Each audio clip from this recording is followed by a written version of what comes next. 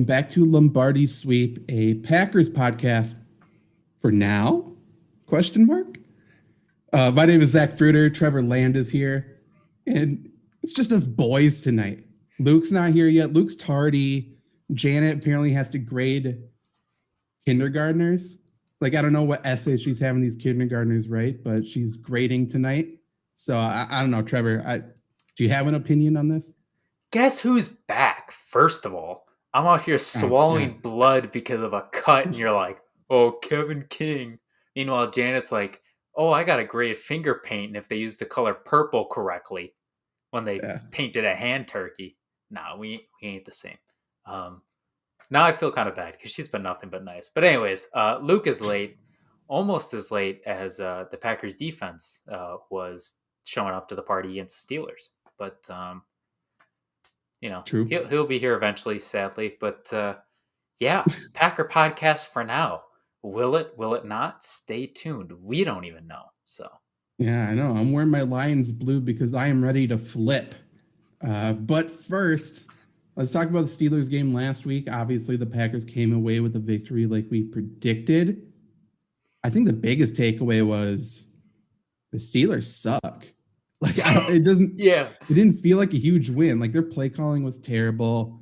Big Ben was checking down on fourth down, 3 yards behind the line of scrimmage. Like, I don't know, man. Like, they gifted us a win, I felt like.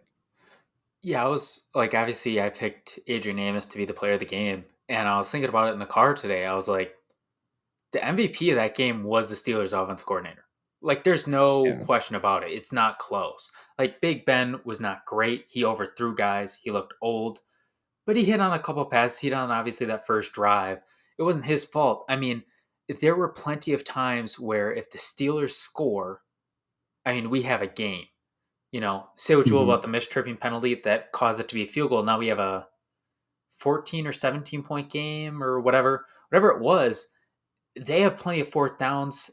Even if they just get 2 field goals out of it, don't even score touchdowns, this is a completely different game. I mean, the Packers only won this by 10. So, I mean, to your point, those fourth downs, after the second one, I actually started laughing. You knew we were going to win.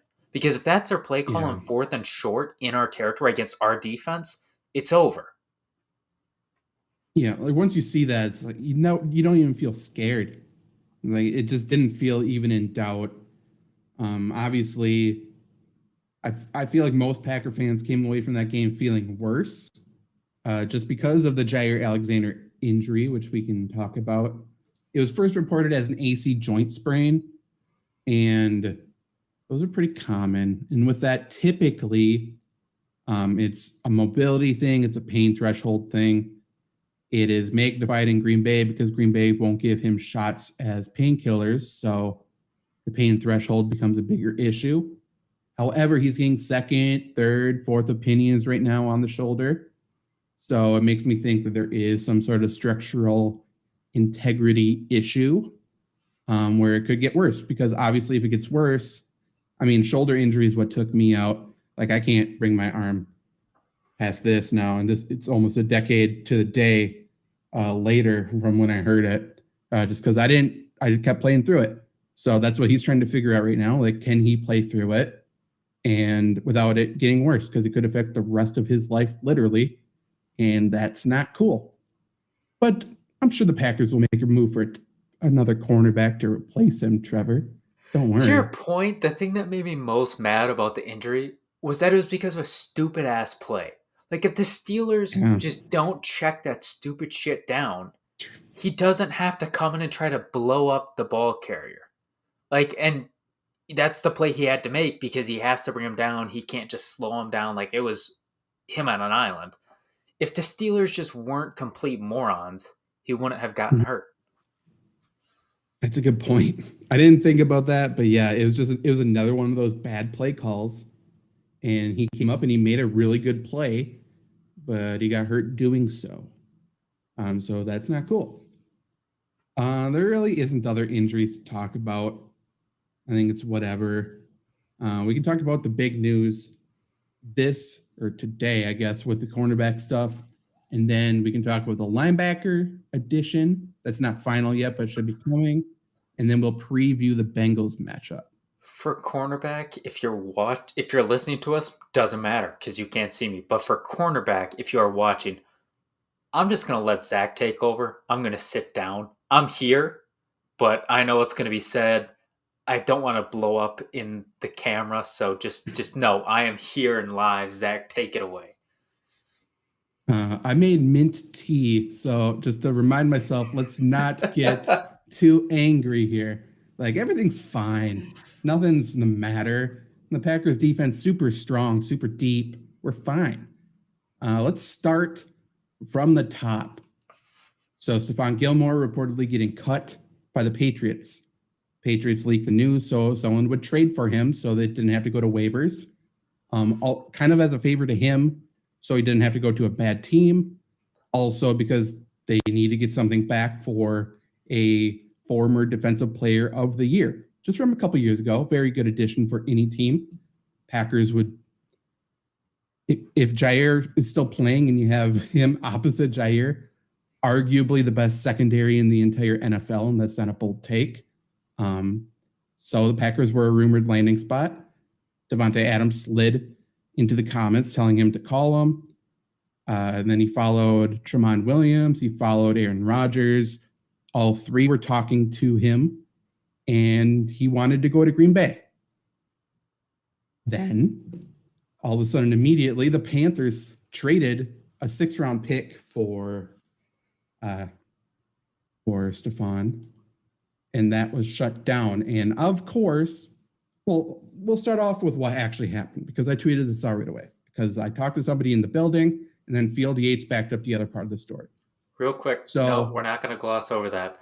This comes from somebody inside the building. This isn't Rob Domofsky pulling shit out of his ass. This isn't Adam Schefter pulling shit out of his ass. This is somebody in the organization, the same somebody that gave you the information about the Broncos trade or trade talks with the Packers before the draft. So, again, 2 for 2 on this source inside the building. Just like to set that up.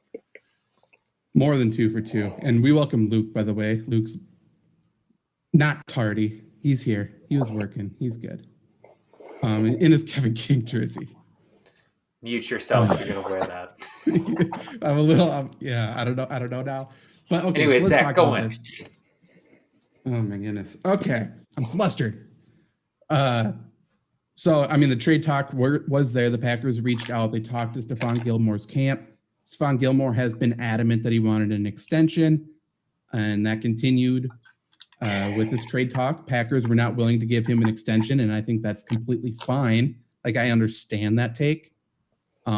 So once they said that, Stephon no longer wanted to go there because he wanted security. Totally cool. And he went home to Carolina, and they will be working on an extension very, very soon. That's what happened. And I don't think Gutekunst is in the wrong. Like, if he checked on it and told him straight up, I think that's fine. This is what Rob Domofsky tweeted. And this is a press release essentially from the Packers to control the narrative yet again. What's that sound like? Does AKA that ring any bells? bullshit. Yeah. So on the Packers' involvement with Gilmore, they've been exploring this for a while, whatever. It didn't work out. It had nothing to do with the trade compensation, which, by the way, he went for a 6th-round pick in 23. So it had nothing to do with that. It was the Packers not being able to absorb the remaining portion of his base salary on this year's cap. Okay. Can you repeat that? Yeah, it's the Packers supposedly were not able to absorb the remaining portion of his base salary on this year's cap. And anyone who knows how to work Google can quickly see that's complete bullshit. Like, that's just not true. So even after I reported the true thing, he comes out with this, and we can quickly see Stephon Gilmore has a $5.76 million cap hit for the Panthers this year. The Packers have well over $7 million. So I don't know. Like, so he's wrong. Like, it's just plain and simple. It's not hard. This just makes no sense from a multitude of standpoints. Like, first of all, it's very clear that Rob Domofsky didn't do the speaking. And I had a disagreement with a friend on this earlier because I said Rob Domofsky is nothing but a clown. And he said, well, and we're talking about the Aaron Rodgers, all that stuff. And he goes, well, it's not, Rob Domofsky's fault. He was, saying he was retweeting and favoriting Adam Schefter's things about Aaron Rodgers. I said, yeah. I said, it's about journalistic integrity. Like, if I'm talking to fucking Bo Ryan and somebody writes an article and saying Bo Ryan hates Wisconsin, I shouldn't just be retweeting that. I should be saying this is bullshit. So he's done this in the past before. It's very clear to your point. This is a press release. This is what the dude does. And I'm not slamming on him because I hate him. I'm slamming on him because he's just wrong. And he clearly, continuously does what the team tells him to do. Watch the pressers. He doesn't ask any questions that a 12-year-old at SI Kids could not think of on the spot. Yeah. He doesn't do his job. And we've talked about this. Packers reporters are there. Packers are the retirement. You don't do your job. You don't really care. It's just an easy thing. And it's just another example. Because to your point, it's an easy Google. I mean, Packer fans on Twitter with 20 followers, 100 followers like me, nobody's for saying, this isn't right. And he doesn't even have the balls to admit it. And it shows you how far down the rabbit hole this organization is from the GM down. Because if you don't think that the GM or the organization had something to do with it, you're just plain wrong. Because they would have come out right away and said this was wrong. So this is a bigger problem than just Tomoski. This is wide scale. This is another reason why Gutekunst needs to be out. Did you have something to add, Luke? Trevor, maybe did you ever think that he's only retweeting it because he's at lunch with his wife, so he just wants to get something out quick? No, he only cares about dinner with his wife. Okay. Lunch is too much. Maybe brunch though. That's two meals in one. Maybe got a little he too is a tipsy. brunch guy. He got maybe a little too tipsy over his endless mimosas. Dude definitely puts on Instagram, it's a mimosa kind of morning. 100%. You can't tell me otherwise. But go on, Luke. Shout out to mimosas. Those are awesome. They're pretty good. Not gonna lie. Let's not get off track here, though. To your point, nobody questioned him. Mm-hmm. Like, it makes what? Like, that's why it's like the Packers. And by the way, he works for ESPN. ESPN sides with the team because the team's around a lot longer than the players. Yada yada yada. We know the story. It's bullshit. It's not true. Like, they put out fake stuff, but it's understandable with the relationship they have with the teams, whatever. But that just means the teams can do this kind of stuff over and over and over because no one questions it because it's Rob Demovsky from ESPN team official, essentially. So he can put the shit out. And I'm wondering, with everything else that's going on, and we can transition to this in a little bit, but I'm not done with the whole cornerback stuff. But I'm wondering if the Packers almost sort of made a little bit of a mistake telling him this because they were already in talks with Jalen Smith. And the real thing was they couldn't fit both of their base salaries this year. And that was the actual message. But instead they said that they couldn't fit his base salary, which is what Demovsky tweeted before the Jalen Smith news, which is 100% false. So if I'm trying to be nice and say why something went wrong. Nice you. I know. But I'm just saying, if we're starting to say like what actually went wrong, it's that. But even if it's that means Demovsky definitely doesn't mean anything he says, and he's just a puppet. Like, he already looks like a muppet. He looks like he has one of the most punchable faces I've ever fucking seen. I can't stand the dude. I would also like to preface this by saying real quick, like, this isn't just us yelling fake news into a void. Like, we have talked about this multiple times. Like, you can go back to other podcasts. We slam him, but we also tell you why. So if you have any intentions, go to our Twitters, especially at Fantasy Flurry. He's got the scoop. But this isn't just yelling into a void. This is an actual thing you need to pay attention to. Well, and then just to put a little bit of credibility on my name, just because I've learned over the years I have to fucking do this now. I can't just assume people will get the message because they just don't check. They don't research clearly by this news, this elementary math that people can't figure out. I'm batting 1,000 on the Packers this year. Every little thing I've reported has been 100% correct. And there's still people saying some of the stuff I've reported is wrong, even after it's come out that it's true. So I'm batting 1,000% here. And you want to list them? Just list them. Just go over it quickly. Because they can check and see it. Well, the entire like Aaron Rodgers saga, just over and over and over, from trying to trade him for Justin Herbert, to the contract negotiations, to the frustrations getting in here, to all that, and then just other personnel shit. Like, it's been pretty over and over and over. Yeah, it's just annoying. There was another point I was going to make. I don't remember, but it doesn't really matter. The point is, like, the Packers could have had Stephon Gilmore for a 6th-round pick. I tweeted out the 6th-round picks the Packers have had over the years. Let me just get this list because it's a nice list. It's not Kevin King. Put that jersey away. Now he's on 6th-round picks. So this is what the Packers could have gotten Stephon Gilmore for essentially any one of these players, because this has been their 6th-round picks. Cole Van Lannon, Isaiah McDuffie, John Runyon, Jake Hansen, Simon Stepaniak, Kadar Holman, Dexter Williams, Equanimous St. Brown, Kofi Amichia, Kyle Murphy, Aaron Ripkowski, Christian Ringo, and Kennard Backman. That goes back to 2015, I believe. Yep. So what we're saying is 6th-round picks aren't shit. So sometimes you can find a gem, but usually you can't, and the Packers definitely can't. Based on recency here, you could have traded a player who won't be on your team in 2 years for an all-pro corner.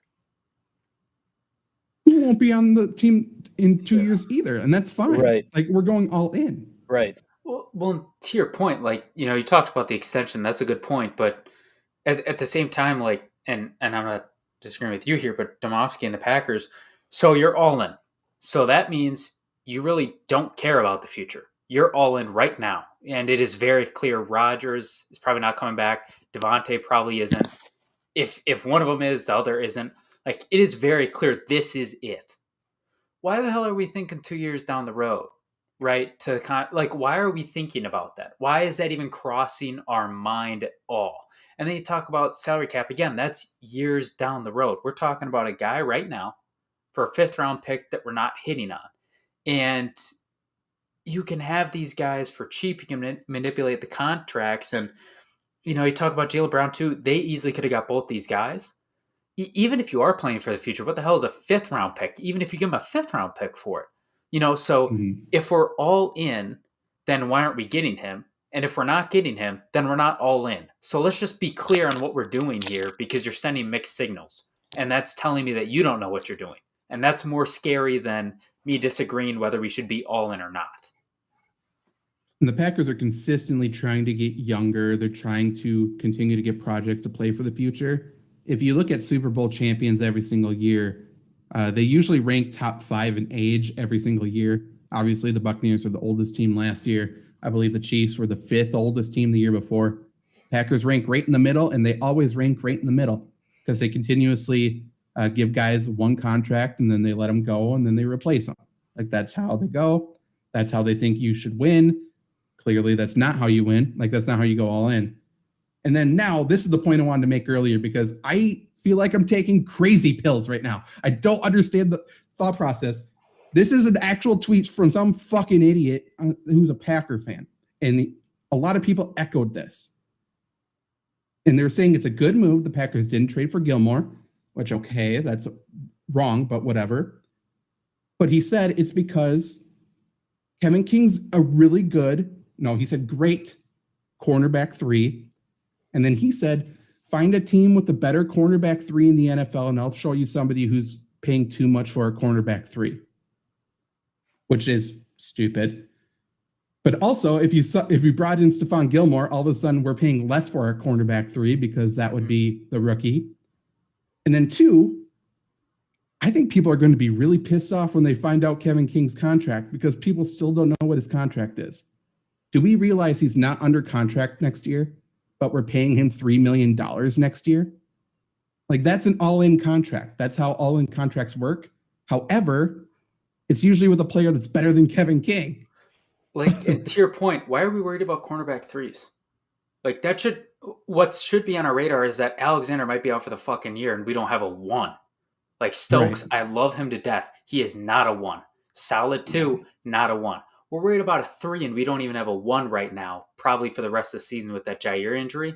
It's the ass backward thinking that continuously lets the team off the hook that we have been talking about since we kicked off this podcast to combat said thinking. You can't make it up. You really can't. I hope I'm wrong, or I hope I'm not wrong. I don't think Jair is going to be out for the year, but I think he's going to miss some time. And I think after this week with no Jair, and we have Kevin King and Stokes on islands, stop, Luke. I think a lot of people are going to be like, oh, shit. I think we may need to make a move for a cornerback. It's going to be like the Steelers. That Steelers fan was saying, hey, our offensive line isn't good. It's going to be the same thing. And we're going to be here saying, we've been here. We've been here for weeks.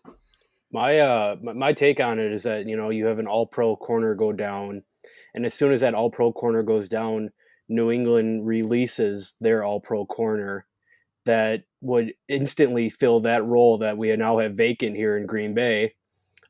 Especially seeing Carolina giving a 6th-round pick for next year's draft for him, rather than give a 5th-rounder this year for him, because the 5th-rounder this year is never going to be as good as Stephon Gilmore is. Doesn't it seem like the stars somehow aligned? Like the perfect situation somehow appeared. And then we passed up. We're like, nah, it's not real. Like, fuck it. Also, shout out to Jake in the chat. Dissing Trevor. Like, we keep it going here. We keep the insult to Trevor continuing, and Jake, I like it. I'm sorry. There's a reason you're not on this podcast. Let's move on. I agree, Jake. They got rid of.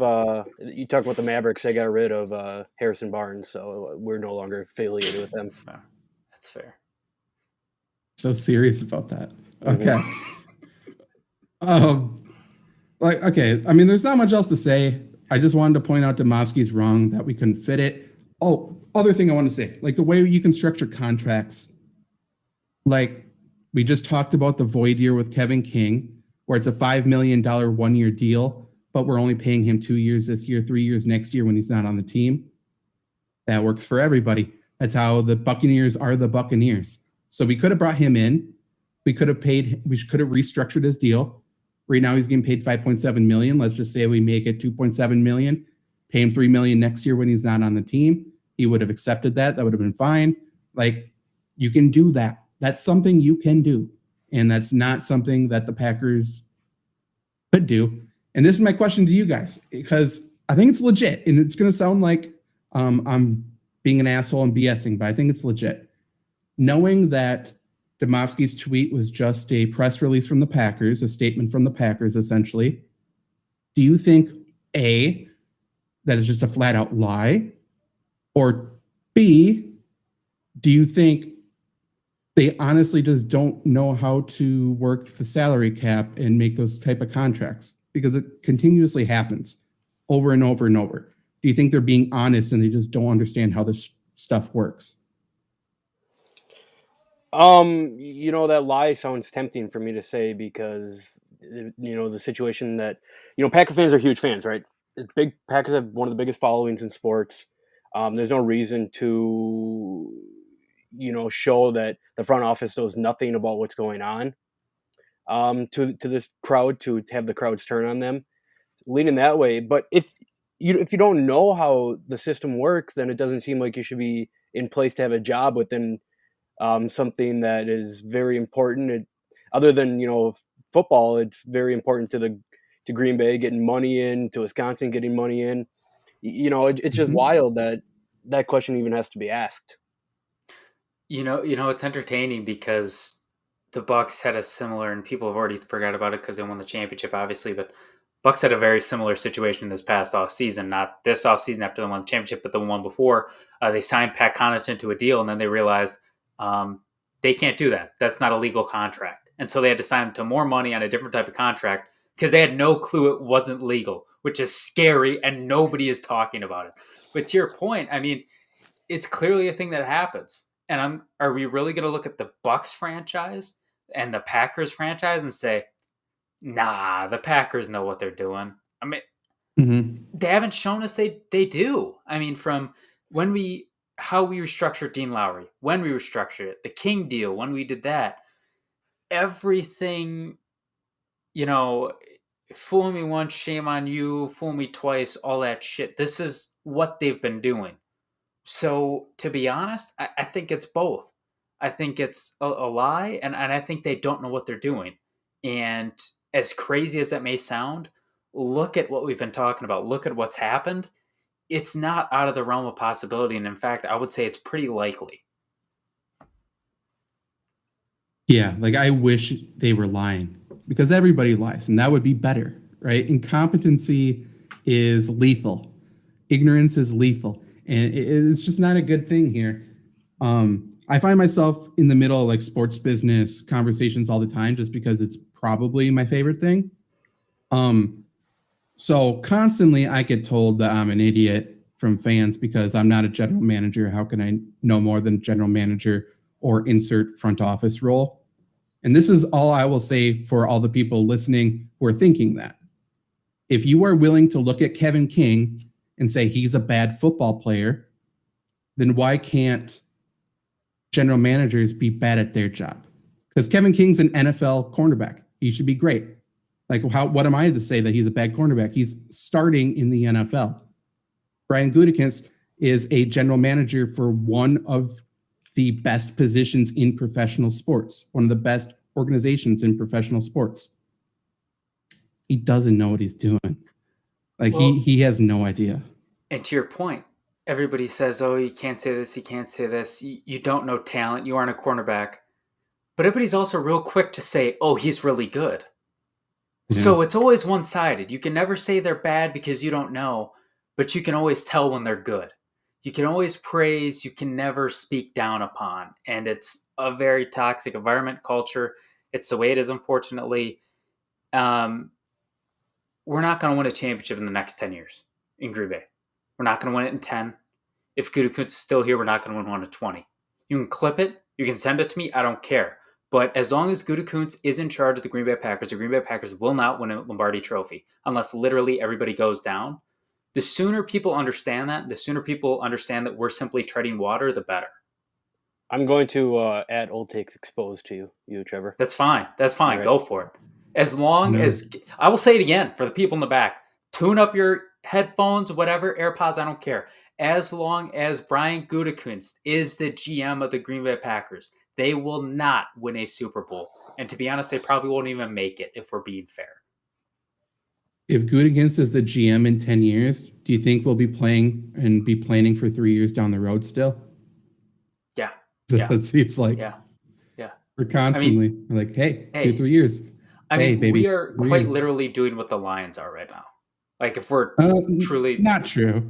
That's the true. Lions are up and coming. That's damn right. Happy to see you guys on the Jared Goff train. Nope. Not Jared Goff train. Welcome. Dan Campbell train, baby. Nope. Tim Boyle should be their franchise quarterback. Everybody knows it. Claws up. You know what sucks is I hate the Lions, but they have three of my most favorite people in the NFL in Jared Goff, Jamal Williams, and Dan Campbell. Join us, man. Ford Field Fiestas. Let's go. But I'm on Jared Goff. I don't want to hear you guys coming. Not Jared Goff. I don't want to hear you guys coming to the Lions Ford if you don't like Jared Goff. Fridays. Ford Fiesta Fridays. You got to be joining us. I'm disavowing you guys. Can we kick him, Lucas speaking on behalf of the Detroit Lions. I am. I'm speaking on behalf of the camp of Jared Goff. We're disavowing as he's wearing a Packer jersey and no Lions colors. Let's talk about the linebacker. It's a blue on the other side. Okay, well, it's the wrong form of blue, but that's okay. Okay, so we talked about last week's show.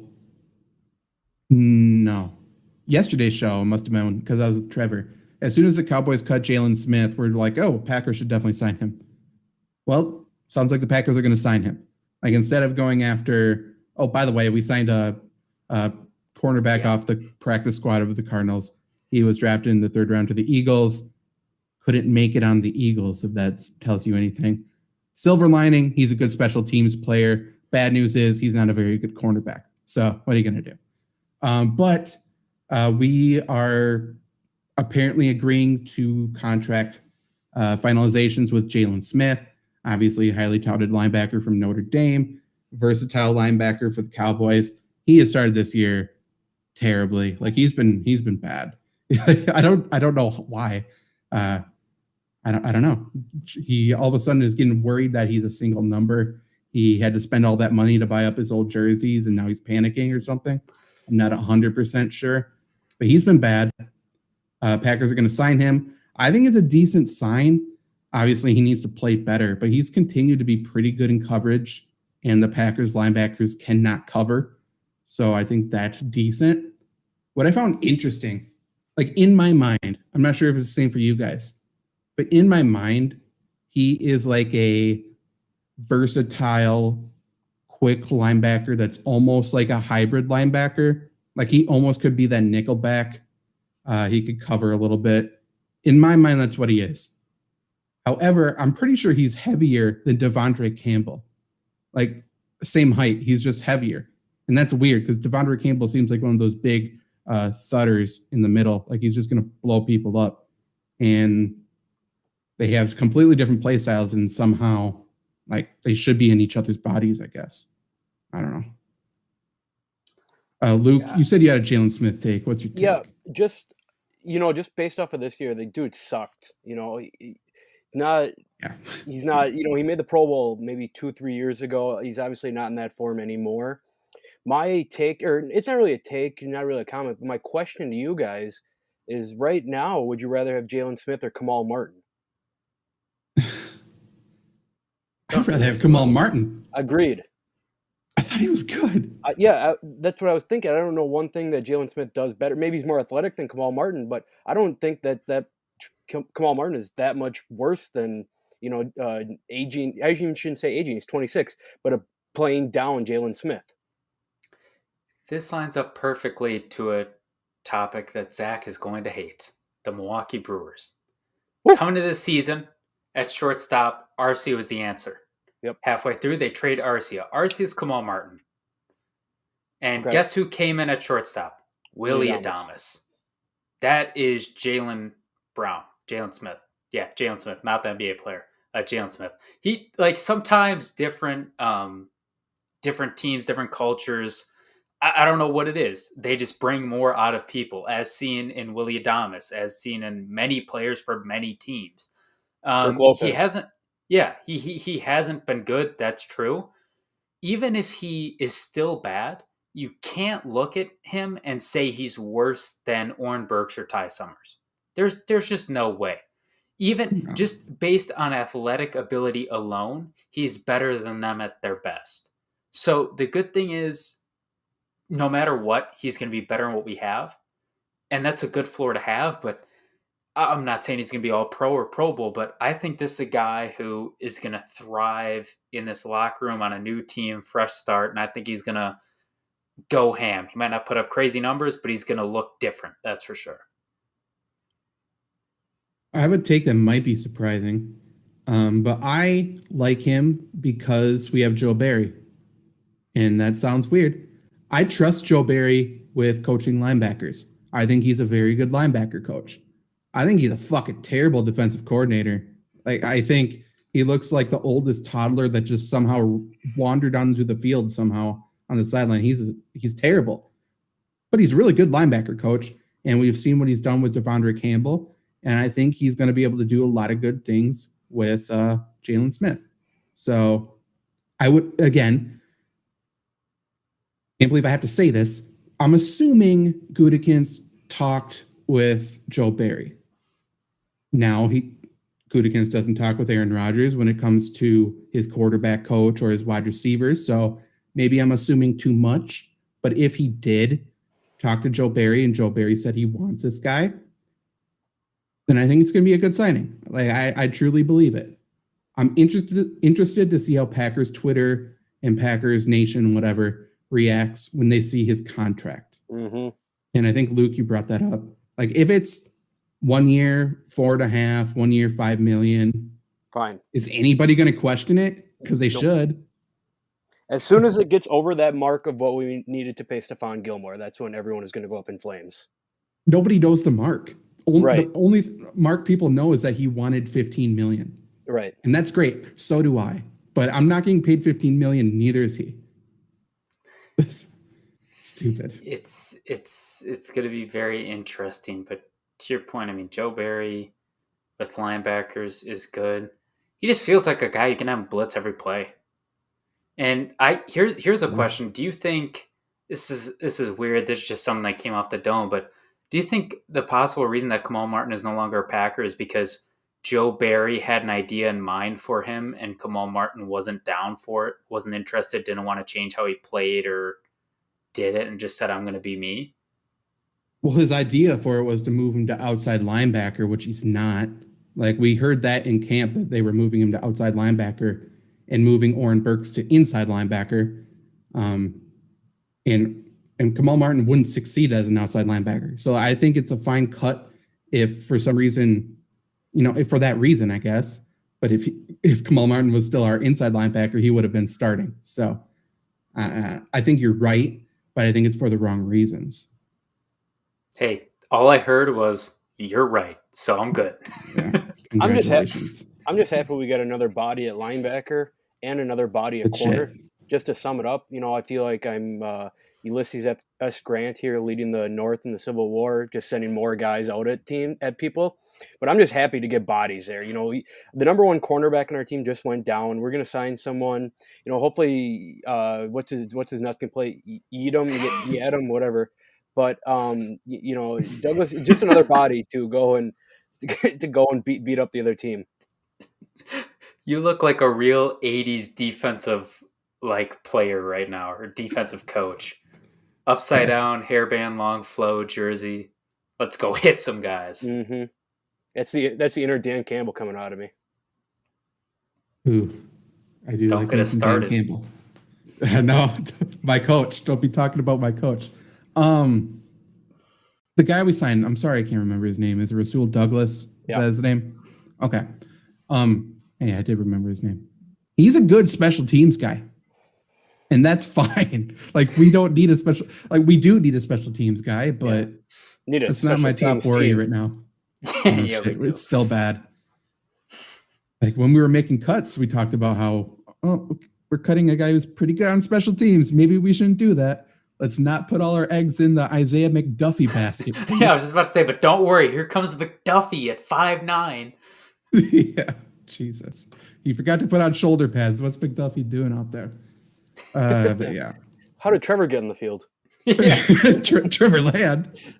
I'm everywhere. I'm Joe Barry, babyface. I'm Isaiah McDuffie on the field. You can't tell. I'm everywhere at once. Man. Before we break down this Bengals game, the only other thing I want to talk about, because it's been a topic of conversation after 1 month of the season, is the offensive line. And I want to tell people why their Pro Football Focus numbers look good and why they always look really good. And it's because nobody blitzes the Packers. Because if you blitz the Packers, Aaron Rodgers will throw the ball to Devontae Adams. It's pretty simple.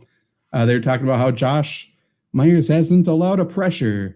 And it's because he hasn't had anyone line up on top of him. If he's not blocking anybody, he's not going to give up a sack, people. And it's consistent. The Packers don't have teams blitz them. The only reason why the Packers were in trouble week 1 is because we couldn't block. The Saints literally got pressure with a 3-man blitz or a 3-man rush. Nobody blitzes the Packers. The Steelers barely blitzed the Packers. They just got pressure. So when you look at, Corey Linsley is one of the top graded centers of all time. He's one of the best centers in NFL history. He's good. He's not one of the best. He's fine. Look at Billy Turner. Billy Turner's not that good. He's fine. He's versatile, which is great. But he always has double teams because they don't pressure. They don't blitz Aaron Rodgers. So when you talk about, and I'm saying this because everyone's talking about Brian Gutekunst is the dude. He knows how to scout and draft offensive linemen. And to that, I'll say, who other than Elton Jenkins? And Elton Jenkins is good. But who else? Clip this for later on in the season when they get blitzed, suck, and everybody panics. The other thing I was right about was Royce Newman. Jesus Christ. Like, he's so bad, man. Go on. But to that point, like, that's fine. Like, the Packers offensive line's playing fine, right? Like, running blocking, they're okay. Pass blocking, they've been doing an okay job because they create a pocket. They bring in pressure. Like, pressure still gets on the 3-man rush, but Rodgers is unbelievable at avoiding pressure and setting up blocks. And like, the work he did on Nick Bosa was insane. And it's not because Josh Nijman is a stud at left tackle. He sucks. He is very, very bad at football. But I think he maybe has given up 1 sack. And that's because there's a tight end chipping every play. There's a running back on his side still every play. So we're going 3 guys at a minimum on 1 rusher, and he's still getting pressure, and Rodgers is avoiding it. So it's not that hard to figure out. Right. And we're running the football well, which slows down the pass rush. Like, so yes, we're doing okay. Yes, we're getting by. No, this is not a good offensive line. It's just, it is what it is. And it's the Aaron Rodgers effect. If you have anybody else at quarterback, other than maybe Patrick Mahomes, Russell Wilson, maybe. Jared Goff. Like, Jared Goff. Can I give a peek behind the curtains here? Because I thought this is important. I texted Zach offline after the 49ers game, and I said, I saw Chris Collinsworth pointing out the double block. And I said, is that really, I don't know offensive line, is that really like this big of a thing? And you said, it's really a basic concept. It's just that nobody knows how to grade offensive linemen. So I looked during the Steelers game, and there were multiple times, and during the Chargers-Raiders game as well. That happens all the time. Not all the time, right? But often. And the only time people pay attention to it is on those big runs. So suddenly people are like, oh my God, this never happens. It's amazing. And it was insane. I'm very glad he told me that, because now that I see it, I'm like, it happens fucking every play. Why are we hyping it up with circles and this? So watch the Packers, watch those double blocks like Zach has said. They're very common. So when they point them out and say, oh my God, look at this, you can understand that they don't know what they're talking about when it comes to offensive line. Because me and one question to Zach has already seen the game completely different on its head from the offensive line. And I still know maybe 0.001% of what you do. It literally is a middle school drill, the double team up the backer. Like, I started doing it in 7th grade because that's when I started playing football. Like, it's the most basic drill an offensive line does. And it's an extremely important drill, and it's an extremely important thing to get right. And oh, by the way, Packers still don't do their double teams very well. like I'm an old school minded guy when I say this, but I don't know why anyone would think of it differently. When those double teams happen, I want to get movement on the defensive lineman because it's 2-on-1. I want to push that defensive lineman to the linebacker and then break off and keep the blocks going. I'm not sure if there's been a single double team with Royce Newman this year that has gone onto their side of the offensive line or their side of the line of scrimmage. Like, all their double teams is turning guys, and it's okay because Aaron Jones hits the hole hard as hell. Like, the dude has no fear. He runs up in there, and then he can see the field better than anybody. So it works, but, like, there's a reason why you can hide terrible offensive linemen at offensive guard. It's because they double team every single play. And we can see it with Royce Newman every week. It's very nice. But yeah, if anyone has offensive line questions, I'm happy to answer them. Like, that's something nobody knows anything about because it's never talked about. And that's understandable, but nobody cares. People want to be told about it. They just don't care enough to pay attention to it at all. No, the only time the offensive line's talked about usually is when something bad happens. And now lately, it's almost like the hipster movement of football. Like, people are talking about how good offensive linemen are now because they want to be the person to seem cool. And yeah, Quentin Nelson is blowing up a lot of guys. Is he the best offensive guard? No. Like, definitely not. He's good. Watch Zach Martin. The dude is out of this world. like legitimately one of the best offensive guards of all time. And Royce Newman is not. Anything else to talk about before the Bengals preview here? Yes, Luke, give us your rundown on the Pittsburgh offensive play calling, because we already talked about it. We already went in, but I just want to hear your view on it, because it's got to be good. So this is a game very similar to the 49ers in my mind, where I was never once worried about Pittsburgh's offense. Nothing on that offense scared me the whole game. Ben Roethlisberger can't move one step without falling down. Najee Harris can't do much to protect him. I mean, he's a rookie running back. He can only do so much. It seems to me that he'll fall into that Saquon Barkley conversation. But their play calling was horrendous. I assume that's what you guys were saying too. Yeah. We said they were the MVP for the Packers. At least I did. Just what I said about Najee Harris. It felt like to me he wasn't involved that much in this game, other than that late touchdown. It seems like that was the only noise he made. If the Pittsburgh, I mean Cincinnati, they should do what Pittsburgh should have did and just dump that ball down to their running backs when the Packers give it to them. The Packers seem to give it to them almost every single play. Then that dumping it down will set up that long pass that Ben couldn't hit Juju on that one time, and I think he missed Deontay Johnson on another one. But that's all that I think it takes to beat that Green Bay defense. Getting the ball out quick, because once you give Kenny Clark 2 seconds to rush, he's going to be in the backfield. The edge was great, inside was great, but get that ball out quick. And Pittsburgh didn't do that. San Francisco didn't really do that, and Detroit didn't really do that. And I think that's why we lost to New Orleans, because Jameis Winston had 1 second to throw, and he just completed a pass to whoever over the middle. So that's just my thoughts on that. I agree with that. We know Joe Barry's going to be bringing pressure, and we know the linebackers aren't very good in coverage, which is a big reason why they're signing Jalen Smith. Yeah. If the Saints were in a close game with us at all, Alvin Kamara, I think, would have destroyed us. Yeah. He just didn't have to. We're lucky that Joe Mixon's probably not going to play this week, because he is very, very good too. But the rookie Chris Evans, like I was talking about on the fantasy show a little bit, he scares me. He's a very good receiving back as well. Like, I would assume the Bengals do that. It's Zach Taylor, so I shouldn't assume that. He is very bad at coaching as well. To your point, that's a very easy way to beat the Packers.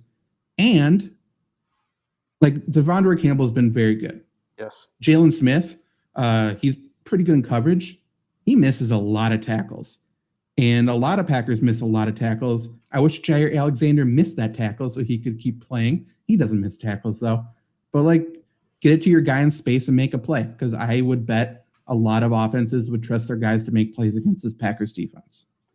It's funny you're scared of Chris Evans. I didn't think you'd ever be scared of Captain America.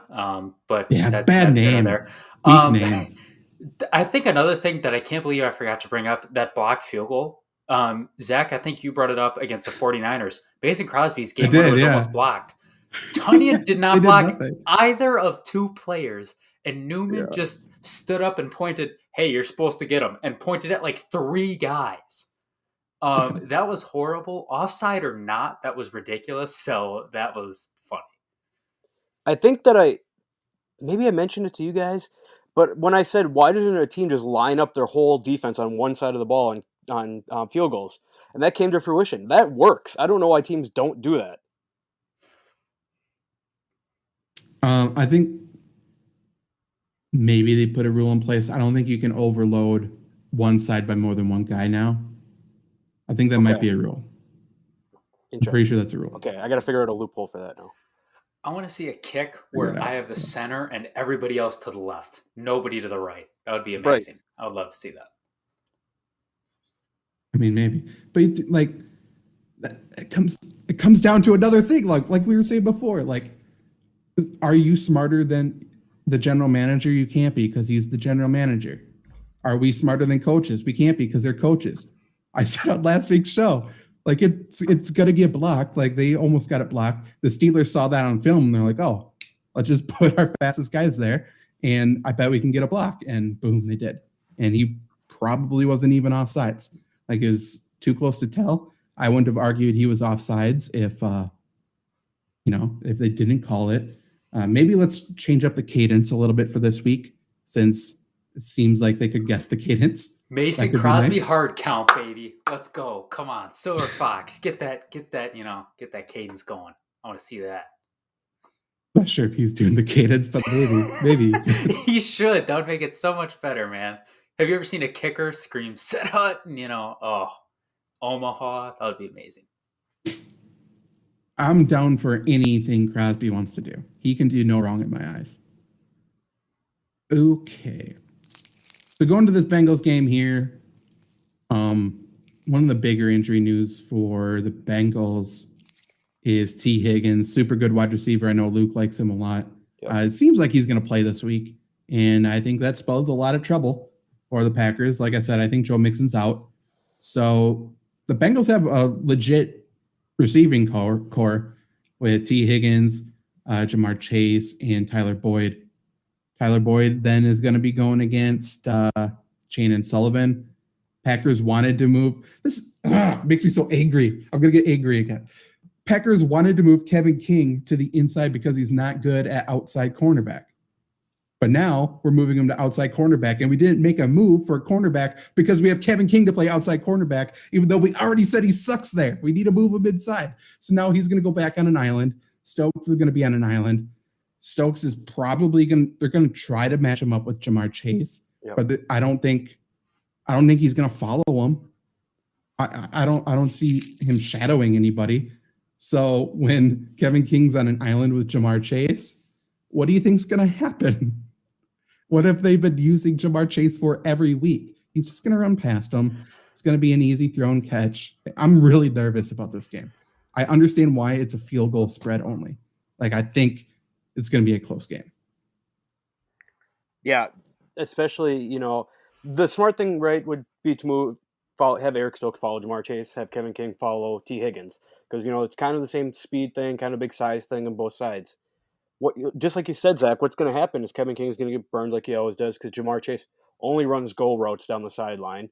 I don't know why this should be a huge game for Darnell Savage in my mind, because I don't think that the Bengals are good enough to keep up, or I shouldn't say their defense isn't good enough to stop Aaron Rodgers. And I think, Bengals are going to be have to pass a lot. Joe Burrow's still a young guy. He still makes mistakes. He still doesn't slide when he runs. Still throws the ball into double coverage. This has to be the Darnell Savage game where you shadow him to Kevin King's side every single play and let Adrian Amos do everything in the box.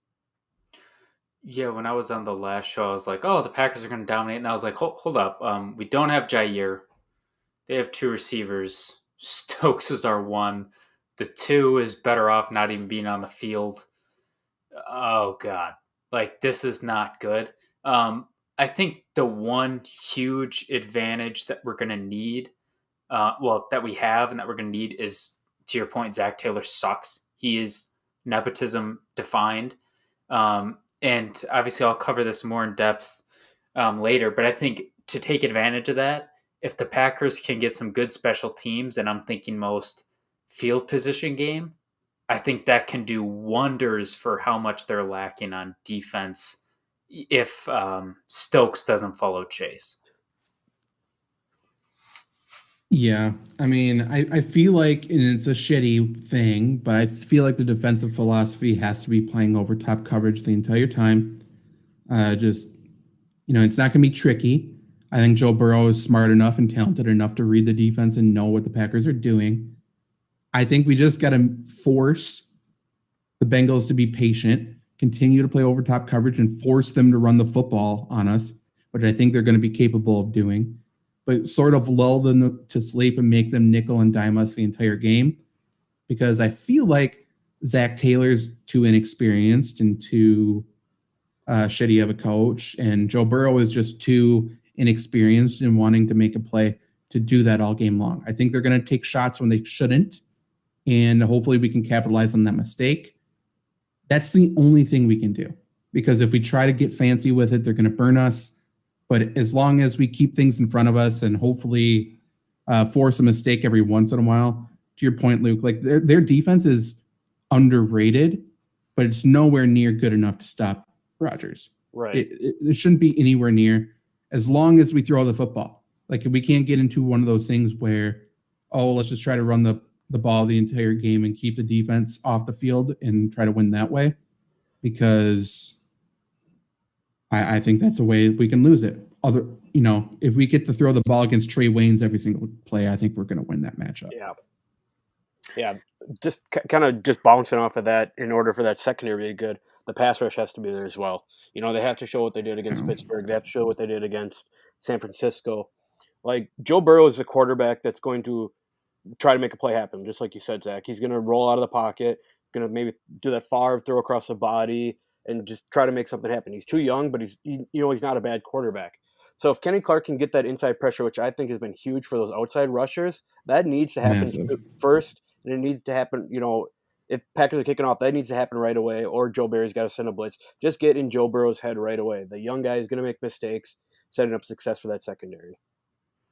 This game is going to be decided in the first half. I said it about the 49ers. I said it about the Steelers. I said it more about drives in those games, but it's going to be about the first half. In their 2 losses, they have not scored a point in the first half. I'm not saying the Packers need to do that, but if the Bengals get down like they did against the Jaguars at any point, it's over. Because as bad as this Packer defense is, this Packer offense just will not be stopped by the Bengals. So it's going to be decided early. And what I mean by that, if the Packers are losing by 3 in the first half, I'm not saying it's over, but if the Packers are up, it's over. If the Bengals are up a lot, it's also probably over. It's going to be interesting. I just feel like Zach Taylor and the young nature of Joe Burrow, I just can't shake a feeling that the Packers are going to win another game that looks like a classic, Packer, oh, what a win, that they shouldn't have won. That's just how it feels to me. I can see that. To your point, Luke, Kenny Clark has been the MVP the past 2 games. I feel like he's been so good. Yep. And the best way to really disturb a quarterback and get them off the rhythm is that pressure in the middle, like straight at them. Because then they have to run either way. They have to make a move. Joe Burrow obviously coming off a massive knee injury, not the most mobile guy. He can move a little bit. Once you get him running a little bit, I think he will get flustered. Like, I think that's the way to get him flustered. So as long as Kenny Clark comes to play, I think the Packers are fine. And on top of that, I don't know. This is something I should know, even though, whatever. I don't know how good of pass protectors those running backs are. I think Joe Mixon's pretty good. But if Joe Mixon's out, I think Samaje Perine's fine.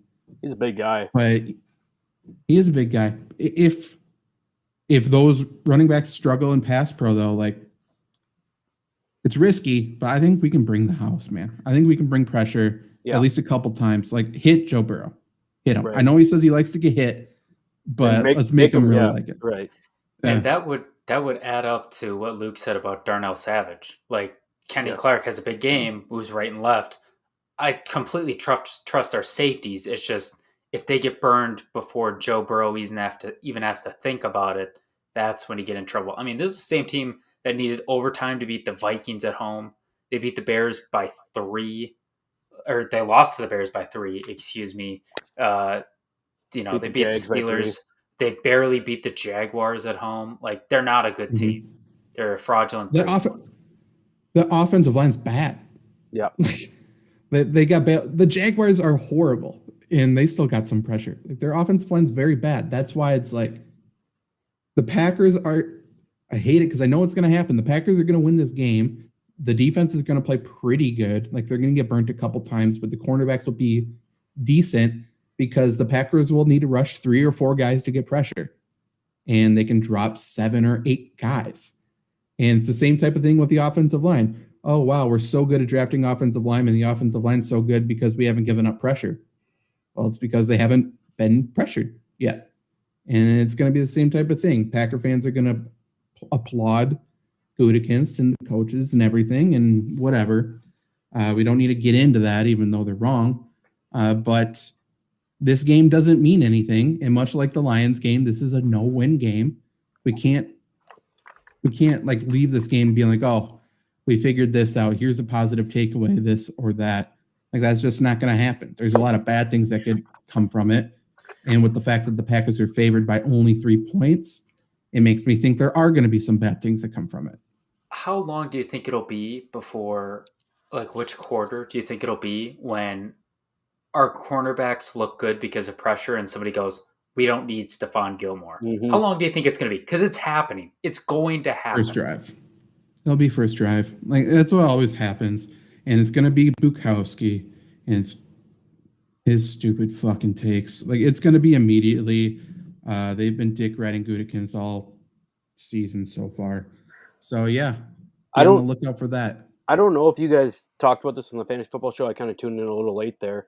But is this a CJ Azuma game for the Bengals again? I like him a lot. I don't think so. I mean, it also kind of depends, I suppose, if we have Jalen Smith playing, because I think he could cover him super easily. Yeah. But I don't think so. I think the Packers are okay at defending tight ends. I think you could see a decent amount of targets, but not high yardage. Yeah. I like Azoma too. But I think if the Bengals are winning, they're probably winning because their wide receivers taken off the top, and I think they keep going to that. If they're behind, they need to make up ground quick. I think he's going to force passes deep too.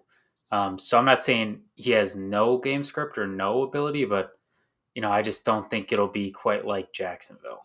Yeah, I think that role that he seems to play at Cincinnati was kind of that sit right in the middle field and grab a ball and see if you can run. I think Tyler Boyd plays that role pretty well as well. So, I mean, maybe it's just a freak game for Azuma, but yeah, I agree with you guys.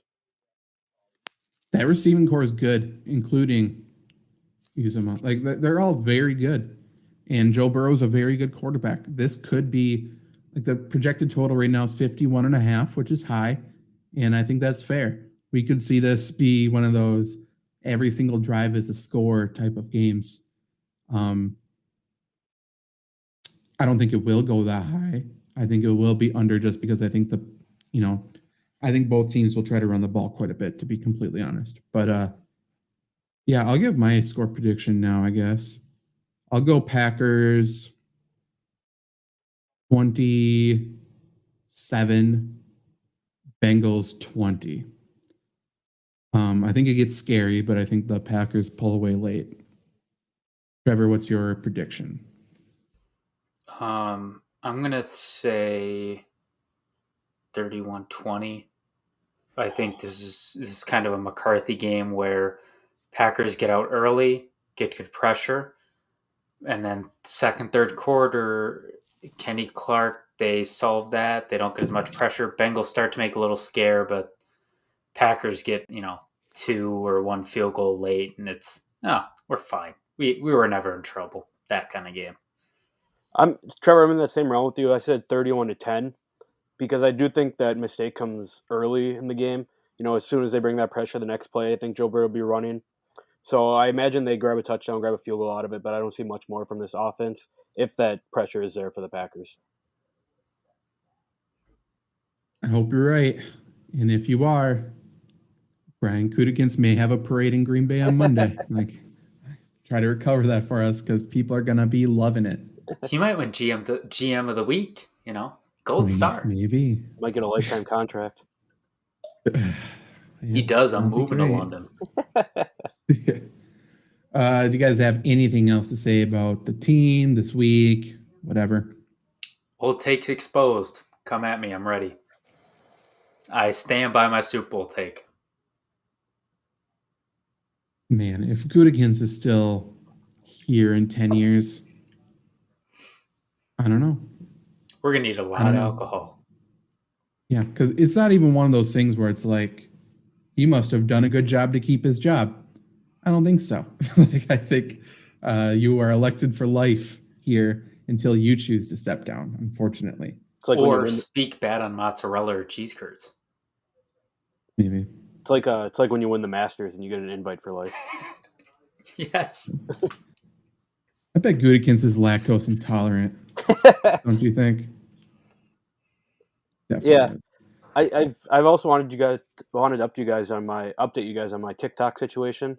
I've come to the realization that I was not kicked off TikTok. I answered my password wrong too many times. It's glitched out. So I take back my statement about Addison Rae. She did not get me kicked off. And Are you kidding me? And I take back my statement about TikTok. I totally forgot about this, and the answer was you entered your password.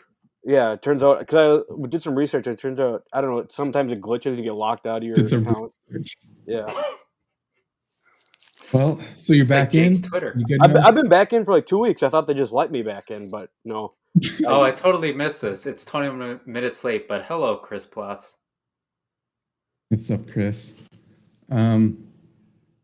Congrats, Luke. I'm Thanks. happy. Yeah, a big day. It's been a fun couple of weeks. So we'll put it at that. Great. Hey, have the Packers lost since you got into TikTok? Yeah, Oh, damn. Never mind. I was So hoping maybe- that to be a thing. maybe a couple months. Okay, well, this was Lombardi Sweep. We'll be back with Friday some positive news for next- Ford Fiesta Friday. Oh yeah, if you want to jump ship and become Lions fans with Trevor and I, and Not Luke's a jump good ship. golf fan. We're just like 1 foot on each ship while they both go the same direction. You know? Don't trust these fake Lions fans. They don't like Jared Goff. I like everybody else. This is weird. This is a Packers show, and Luke's speaking on behalf of the Lions, saying we can't be Lions fans. Right. And we're wearing Lions colors. We are. I am. One pride. One pride. Claws up, baby. Claws up. Okay, this was Lombardi Sweep. Be back next week.